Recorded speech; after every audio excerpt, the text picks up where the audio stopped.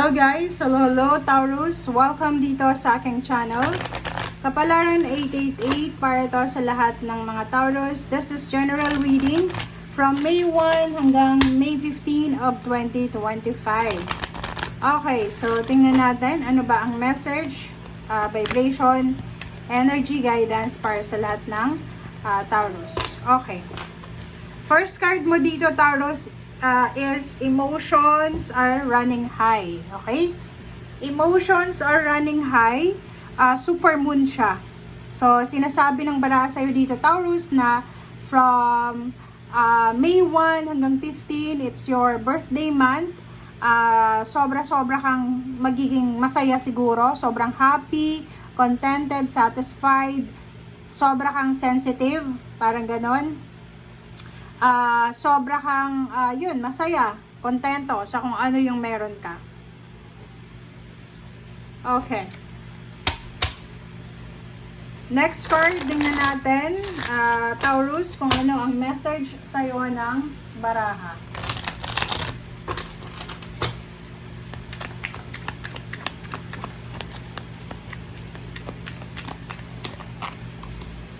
Okay, the Star.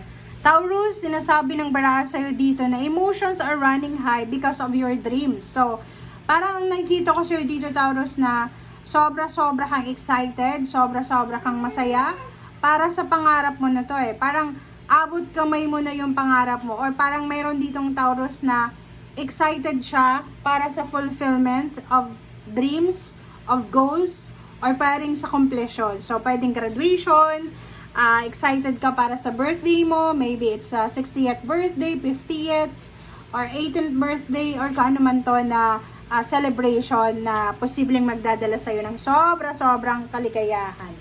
Okay.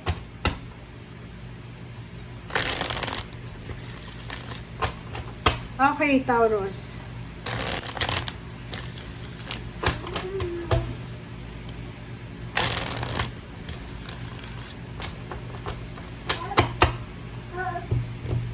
Okay, tingnan natin kung ano yung sasabihin sa'yo ng third deck. First two cards natin is Knight of Wands and number 3 is Empress. So, yun. Talagang sobrang exciting, sobrang mataas yung energy mo dito. Emotions are running high, high vibration din. So, masaya. Lahat ng klase ng kaligayahan. Okay? So, sinasabi ng baraha sa'yo dito, Taurus, na makakaramdam ka ng sobrang excitement, confidence sa sarili mo is because maraming magsisimula sa buhay mo na or pwedeng it's endings and new beginning. So it's either graduation, promotion, salary increase, or pwedeng anything na masaya, anything na magsisimula na pwedeng magdala sa'yo ng positive outcome. Okay?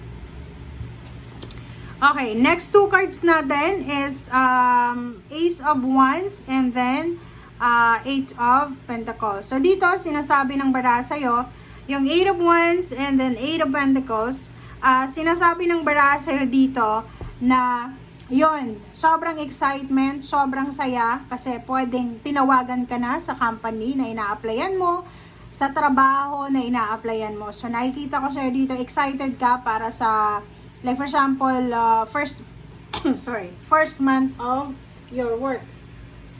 Okay guys, wait lang. Okay? So, dito sinasabi ng baraha sa'yo, Taurus, na yung excitement na nararamdaman mo is because of kung ano man itong magsisimula sa'yo. Okay?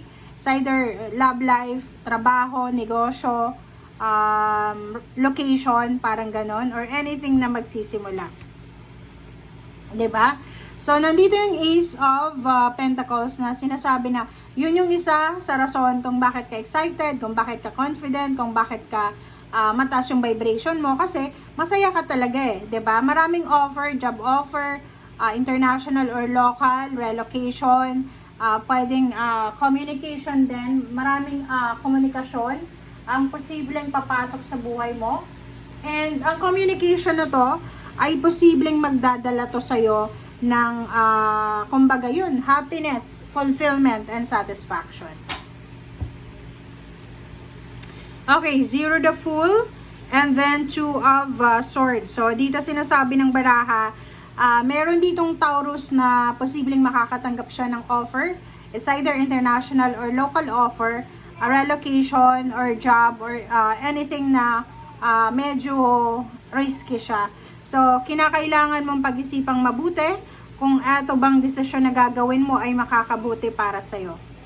The World card, and then 4 of Wands. So, may completion dito. Pwedeng may kakasal, meron ditong magpapatayo ng bahay, merong manganganak, buntis, merong baby shower, merong house blessings, reunion, or anything na celebratory siya.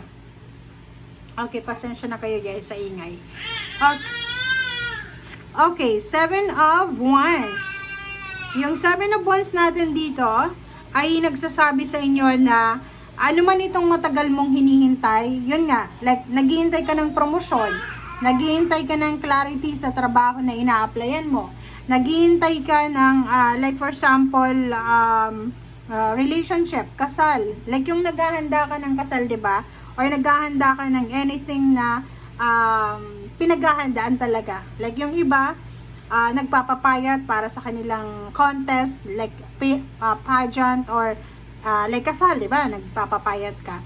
So, sinasabi ng baraha dito na may mga times, may mga pagkakataon na may temptation talaga. Pag gusto nating mag-diet, for example lang to ha, diet lang, marami talaga napapasok sa isip natin na gusto nating kainin. Nagkikrave tayo ng ganito, ganyan. Lalo na kung babae ka, may menstruation or hormonal imbalances ka.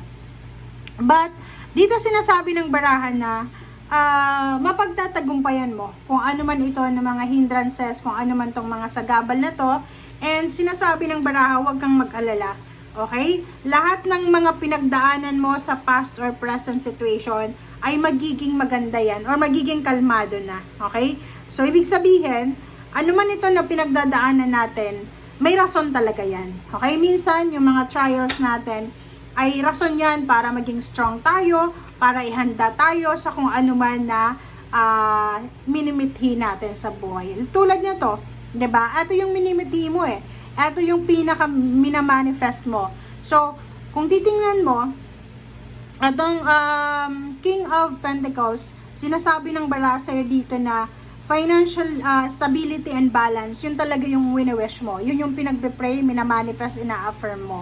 So, kung ano yung ina-affirm mo, yun yung dapat na kailangan mong bigyan ng pansin. So, paano tayo unlad financial, 'di ba? Minsan yung isang trabaho lang ay hindi yun rason para yumaman tayo. Business, minsan isang business lang hindi yun rason para yumaman tayo.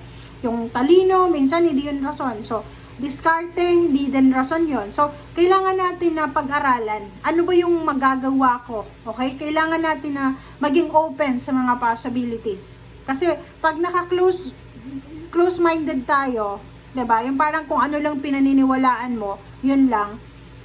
Hindi natin mahanap yung talagang daan papunta doon sa kung ano man ang gusto nating mangyari sa buhay natin. Okay? So thank you guys for watching and see you again. Bye.